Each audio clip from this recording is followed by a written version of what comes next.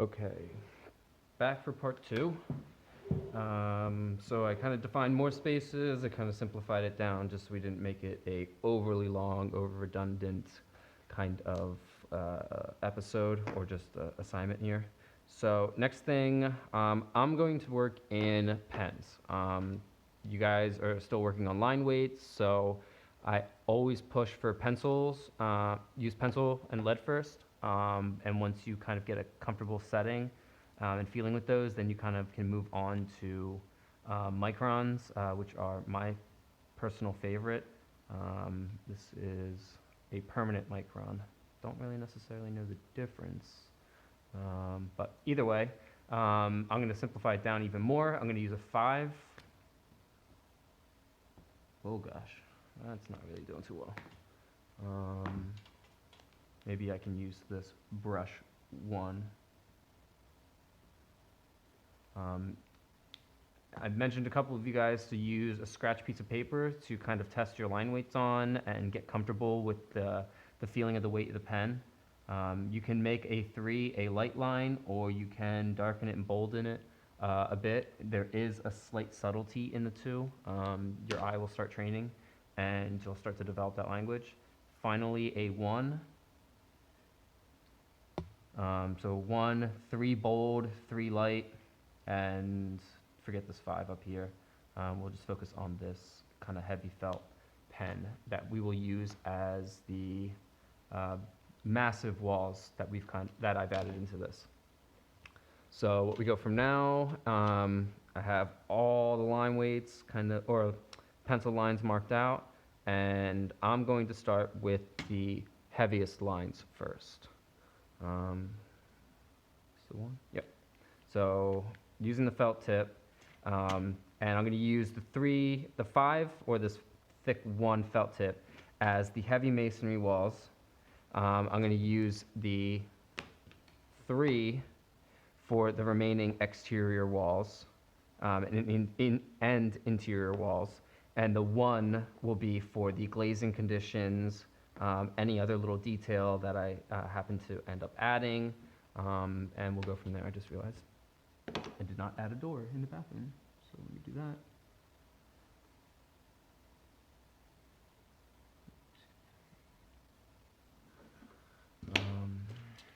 Obviously, you would mark the other line, but I'm going to guesstimate based on this close line I have here. I can kind of see that it's pretty much parallel, and I can do the same thing with the ones below.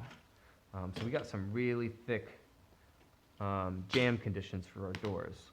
So now let's start adding some line thicknesses and line weights. So we got an opening here.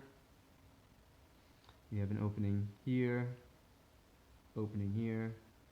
and then the wall stops down here. And we'll start. So line up, start up here, stop, pick up, continue down, stop, pick up, continue down, all the way to the bottom. This is probably not the best pen for this, as it might leak a little bit onto. So let me see if I can adjust it here. We'll do the same thing for the interior wall of this massive form.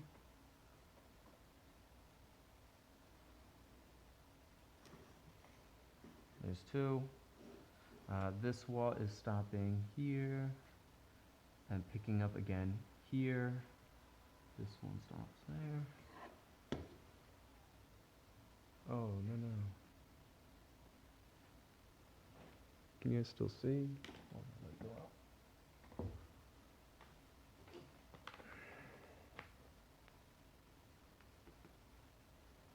Oh gosh. There we go.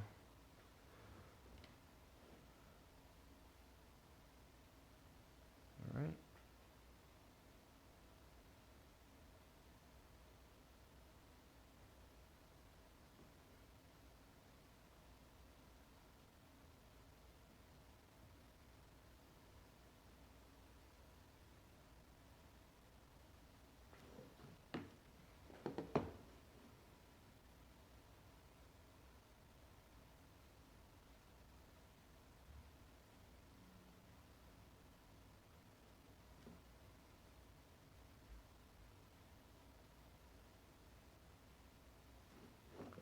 So you can see I'm doing all the verticals first in one line, gives it time to dry a little bit here.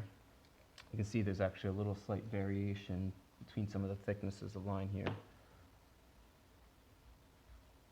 So be diligent that you're putting the same pressure at the same location along the line, pushing it up against the edge, keeping it nice and tight.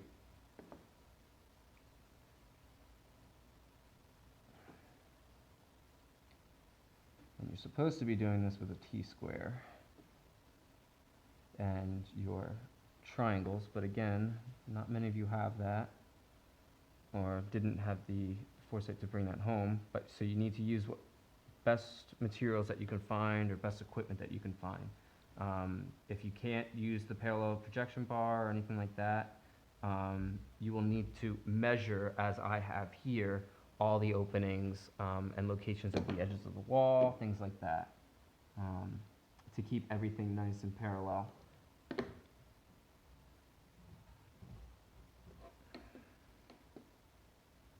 And see there, these two walls aligned there, I should have drawn both at the same time. Less errors and also just the consistency and efficiency. I had to pick it up and move twice. And I should have just kept it continuous. Don't do that. So there's our big, thick masonry wall conditions. Now I'm going to go and do a few of these 1 foot thick walls. I'll end the video and I'll do another pass at that, and then we'll kind of meet back up after. So let's do that.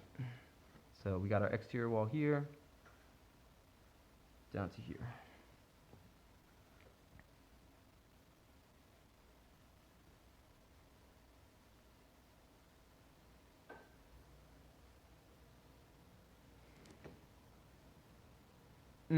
And I just noticed that we have 2 windows here that I should have accounted for. I forgot to cut that. So we'll have to adjust for that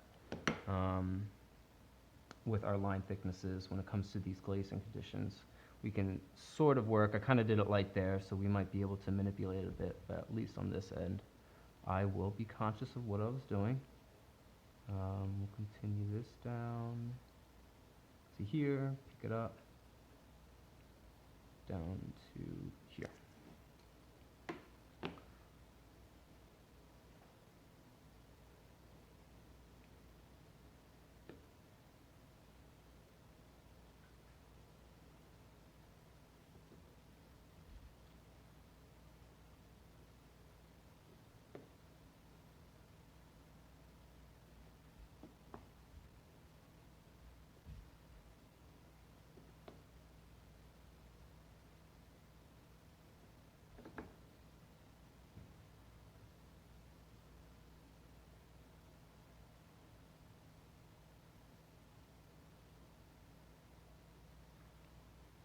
So now we got our exterior wall. And just wanted to mention, with this condition here, we can actually fix that when we start to poche the back. Because we're not going to be cutting through there, we can act as this is just an additional detail of that window, while whatever is pocheted is actually the solid masonry wall. The second thing you guys might notice is, why did I do this? Why didn't I just blend that together, keep it open, all that? Well, maybe this is an expression of the materiality of the project. I purposely made these 3 walls 2 feet thick in order to create some sort of a massive thermal condition or masonry condition that maybe this is in the desert somewhere. I'm trying to capture air through these large flutes or something like that. While these are masonry, cement forms, concrete, whatever